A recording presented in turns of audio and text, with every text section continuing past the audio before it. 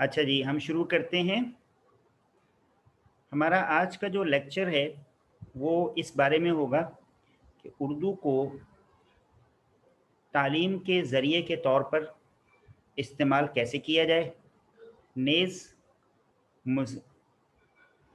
اچھا، یہ مزمل آپ نے میرا خیال یہ اس میں ریڈ یہ پین استعمال کیا ہے، یہ نہ کیجیے کیونکہ یہ اس طرح سے آپ کریں گے تو اسکرین میں پھر آپ کو خود ہی نظر نہیں آئے گا کچھ۔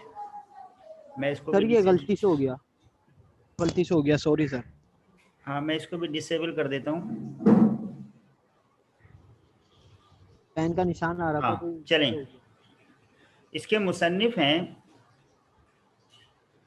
ڈاکٹر سید عبداللہ۔ ان کا شمار جو ہے ڈاکٹر سید عبداللہ کا، میں آپ کو مختصراً بتاؤں کہ اردو ادب کے ماہرین لسانیات میں ہوتا ہے۔ یعنی ماہرین لسانیات کا مطلب یہ ہوا کہ زبانوں کے جو ماہر ہوتے ہیں نا ان میں ہوتا ہے، اور خصوصی طور پہ اردو زبان کے بہترین ماہر ہونے کے ساتھ ساتھ نقاد بھی تھے اور محقق بھی تھے۔ انہوں نے جو دیگر جہاں بہت ساری اردو کے حوالے سے ان کی خدمات ہیں، انہوں نے اس مضمون کے اندر اردو کو قومی زبان، سرکاری دفاتر میں اس کے استعمال اور ذریعہ تعلیم بنانے کے سلسلے میں قوی دلائل دیے ہیں۔ یعنی وہ یہ کہتے ہیں کہ جس طریقے سے انگریزی استعمال ہوتی ہے دفاتر کے اندر، آفیسز میں، اسکولوں میں، کالجز میں، یونیورسٹیوں میں، یہ سارے کام اردو میں جو ہے نا وہ بہترین انداز میں ہو سکتے ہیں۔ اور بقول ان کے اردو میں وہ تمام خصوصیات موجود ہیں کہ وہ ملک کی نہ صرف ایک زبان بلکہ ذریعہ تعلیم بن سکتی ہے، بلکہ انہوں نے یہ بھی انکشاف کیا ہے کہ دنیا میں اب صرف انگریزی پر ہی انحصار نہیں کیا جا سکتا، بلکہ دوسری زبانوں میں بھی کافی مقبولیت حاصل ہو رہی ہے، اور ان میں دوسری بہت ساری زبانوں میں تعلیم دی جا سکتی ہے۔ جیسے رشیا میں رشین لینگویج ہے، چائنا میں چائنیز لینگویج ہے، جاپان میں جاپنیز لینگویج ہے۔ ان کے ہاں جو بھی تعلیم دی جاتی ہے وہ ان کی اپنی مادری زبان میں دی جاتی ہے۔ جب ان کے اپنی مادری زبان میں دی جاتی ہے تو ہمارے ملک میں جو یہ ساری کی ساری تعلیم ہے اردو میں کیوں نہیں دی جا سکتی؟ اس حوالے سے انہوں نے جو ہے وہ اپنے ایک بہترین انداز میں دلائل پیش کیے ہیں۔ وہ دلائل جو انہوں نے پیش کیے ہیں وہ ہم اس سبق میں پڑھیں گے۔ میں چاہوں گا کہ آپ اس کی بلند خوانی کریں اور ہم پھر آگے اس کو لے کر چلتے ہیں۔ جی مزمل، آپ پڑھیں گے؟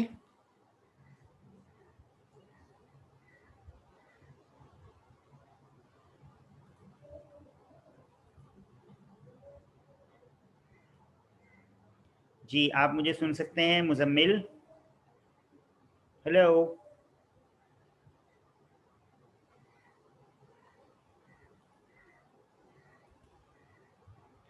اچھا چلیں، میں اس کی بلند خوانی کرتا ہوں تو آپ کے لیے آسانی ہو جائے گی۔ تمام دنیا میں قومیں اپنی زبان سے پہچانی جاتی ہیں۔ یہ نہیں ہوتا کہ اپنی قومی زبان کے لیے کسی کو اپنی ہی قوم سے لڑائی لڑنی پڑتی ہو۔ بدقسمتی سے پاکستان میں یہ صورتحال درپیش ہے۔ قومی زبان کو اپنا حق منوانے کے لیے اپنی ہی قوم سے لڑنا پڑ رہا ہے۔ خود اپنے ہی لوگ اردو کو تعلیم کی زبان نہیں بننے دیتے، اسے دفتروں اور کاروبار میں داخل ہونے نہیں دیتے۔ اس سلسلے میں ایک اور اہم مرکزی مسئلہ قومی تعلیم کا ہے، جو قومی زبان کی رفاقت سے محروم ہے۔ اس وقت تک تعلیم میں قومی زبان کو جو درجہ دیا گیا ہے، اس پر اظہار اطمینان کے باوجود یہ کہنا پڑتا ہے کہ اس پورے سلسلہ عمل کو محض ابتدا سمجھنا چاہیے۔ ابھی اصل کام باقی ہے۔ اصل کام یہ ہے کہ پورے نظام تعلیم میں قومی زبان کو ذریعہ تعلیم بنانا ہوگا۔ تمام فنی یونیورسٹیوں میں اردو کے ذریعے تعلیم دینی ہوگی۔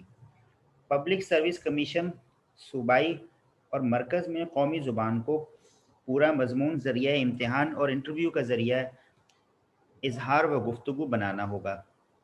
اور اہم بات یہ کہ دفتروں میں مسودات اور مجلات کے لیے قومی زبان کو رائج کرنا ہوگا۔ عدالتوں کی انتہائی سطح تک اردو سے کام لینا ہوگا۔ और एक्ट उर्दू में बनवाने होंगे।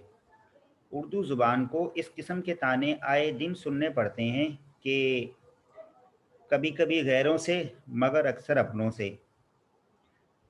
इसको शायर ने, मीर तकी मीर ने यूँ लिखा है, लगवाए पत्थर और बुरा भी कहा किए, तुमने हुकूक दोस्ती के सब अदा किए। तालीम जहाँ एक नज़री सिलसिला है, वहाँ इसके अमली पहलू और अफादी मकासद भी हैं। ज़रिए तालीम ज़रिए तालीम तब्दील हो भी जाए तो भी इस वक्त तक बेनतीजा और बेअसर होगा जब तक वो ज़िंदगी के अहम कामों के लिए मुफीद ना होगा। तालीम महज दिमागी वर्जिश और तफरीही मशगला नहीं, वो एक नाफ़े और फ़ायदेमंद इस्तेमाल की मशक है। ज़रिए तालीम का मसला दफ्तरी ज़ुबान की तब्दीली और कारोबारी ज़ुबान की तरवीज के साथ लाजिम व मलजूम का ताल्लुक़ रखता है। इसलिए इसमें आम मज़ामीन के ज़रिए तालीम की तब्दीली के साथ पब्लिक सर्विस कमीशन, फ़नी तालीम और दफ्तरी कारोबार ज़ुबान की तब्दीली पर भी ज़ोर दे रहा हूँ। और जब मेरे दिल की दुनिया पर किसी और तन्हाई का एहसास गालिब आ जाता है तो एक आध मर्तबा ये पैकर तस्वीर कागज़ी पैरहन पहनकर माल रोड पर उर्दू का फरियादी बन जाता है। इस सिलसिले में 2-3 उज़रात पेश किए जाते हैं। इनमें से एक ये है कि तेज़ मत चलो, तदरीज के साथ सब कुछ होना चाहिए। तदरीज, बेशक तदरीज, मगर तदरीज के माने हैं दर्जा बदर्जा आगे बढ़ना। इसके लिए लाजिम है कि मंजिल मुतअय्यन हो, आगाज़ हो और कहीं इंतहा भी हो। इसके लिए माकूल दर्जे मुकर्रर किए जाएं, हर दर्जे से गुज़रने की मुद्दत मुकर्रर की जाए, फिर सच्चे दिल से इस पर अमल हो। मंजिल मालूम भी हो मगर मुद्दत का तयन ना हो तो क्या मालूम मंजिल कई सद साल गुज़रने पर भी सामने ना आए। गुज़िश्ता 40 बरस में अक्सर यही हुआ कि तदरीज का मशवरा दिया गया, अगरचे हमें मालूम है कि ये मसला इंडोनेशिया, ईरान, तुर्की, जापान, इसराइल, चीन वगैरह बल्कि कदीम ज़माने में अंग्रेज़ी में भी महज जज्बात के ज़ोर से हल हुआ था। और इन ममालिक में से किसी ने ये नहीं कहा था कि कौमी ज़ुबान का सवाल उठाने वाले लोग जज्बाती हैं। फिर भी हम हर उस अक़ली और अमली और तदरीजी सवाल और तदरीजी प्रोग्राम का खैर मकदम करेंगे जो हमारे मुल्क के अरबाब दानिश तजवीज़ करेंगे, क्योंकि अब हम दिल से ये यकीन रखते हैं कि साइंस और फ़नून मुफीद व लतीफ़ा की तालीम उर्दू में हो सकती है और होनी चाहिए, और इस उसूल से इख्तिलाफ़ करने वाले जज्बाती हैं।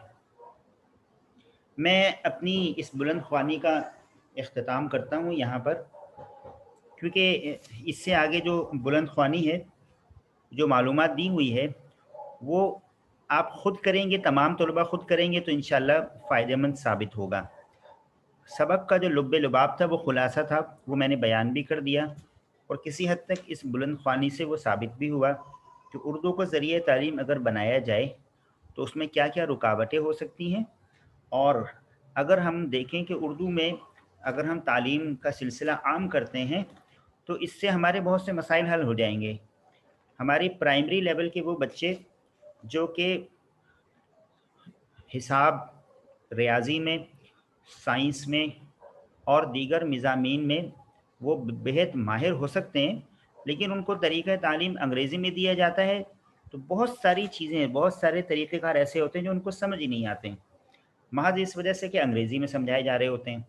अगर वही चीज़ आसान और सहल अंदाज में उर्दू में समझाई जाए और वो मकासद जो उस सबक को पढ़ाने से या उस मज़मून को पढ़ाने से मिल सकते हैं, वो हमें उर्दू में ही अगर हम उसको बच्चों तक पहुँचाएँ तो कुछ بعید नहीं कि वो ज़्यादा उसके मस्बत नताइज सामने आ सकते हैं।